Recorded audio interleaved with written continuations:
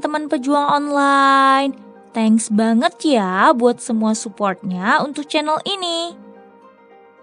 Nah, bagi teman-teman yang baru aja mampir nih, tolong di comment, like, and don't forget to subscribe ya.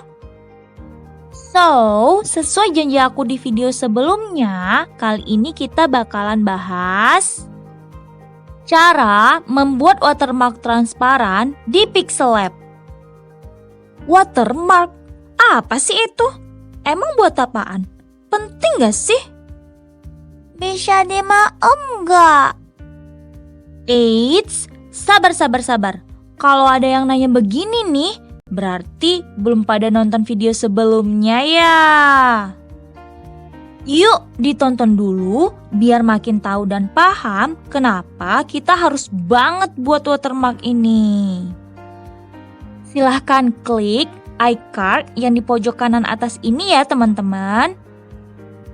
Oke deh, sekarang kita langsung praktekin aja gimana sih caranya. Let's move out! Sesuai judulnya, cara membuat watermark transparan di Pixellab, maka yang pertama kita lakukan adalah buka aplikasi Pixellab. Nah, di sini kan muncul confirmation box nih. Option oke jika kita ingin meneruskan project sebelumnya, option batal untuk project baru. So, kita klik aja batal. Terus klik huruf A yang ada di bawah ini, kemudian klik edit.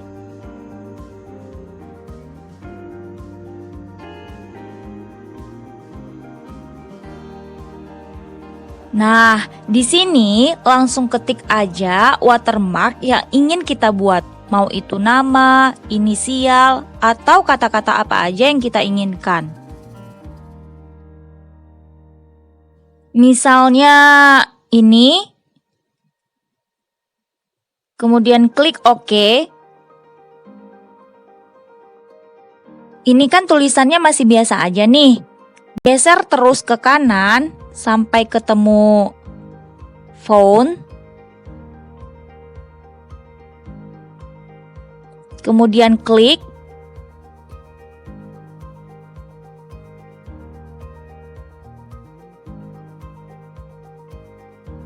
Tab Fonts berisi berbagai macam font bawaan dari aplikasi Pixellab.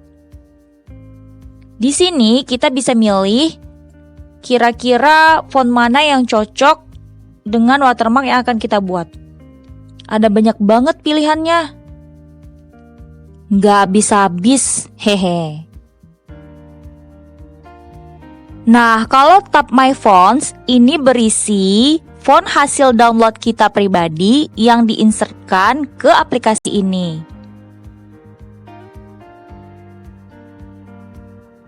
Kalau tab Recent ini berisi history font yang terakhir kita pakai pada aplikasi Pixellab ini. Oke, kita pakai yang ini aja ya teman-teman. Kemudian klik OK. Ini kan posisinya masih belum jelas nih. Di bawah enggak, di tengah juga enggak. Agar watermarknya presisi, kita harus meletakkan posisinya di center dengan cara geser terus ke kiri sampai ketemu relative position. Kemudian klik.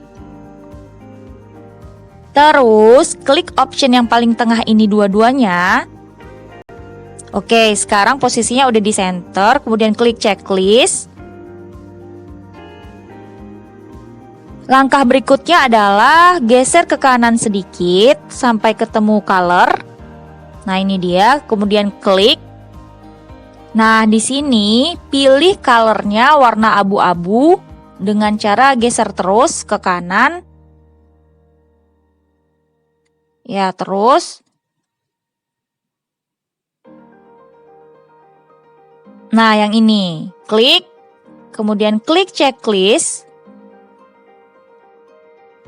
Terus, geser lagi ke kanan sampai ketemu shadow. Kemudian klik. Klik enable.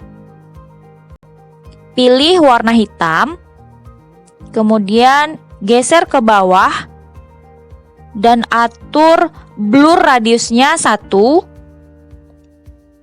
dikurangin aja. Oke. Kemudian offset X-nya 1, offset Y-nya -1. Kemudian klik checklist.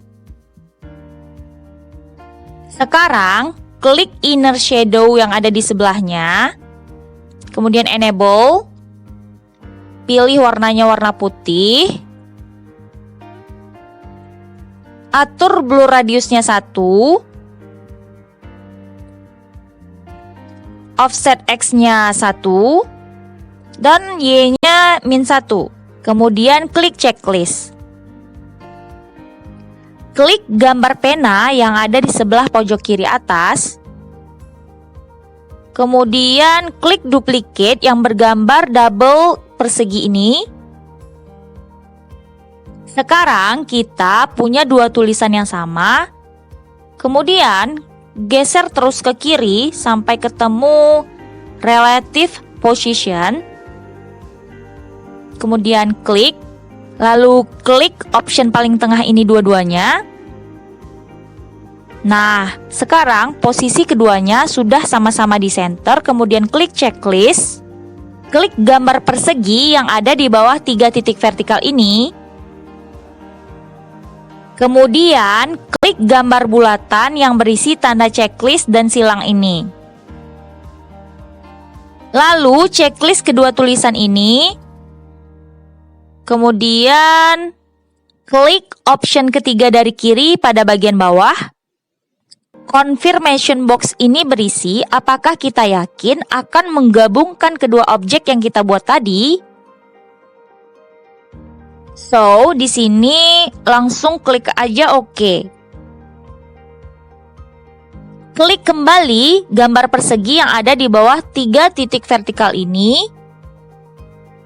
Kemudian klik gambar segi 6 yang ada di samping huruf A. Di sini geser terus ke kanan sampai ketemu erase color. Kemudian klik enable.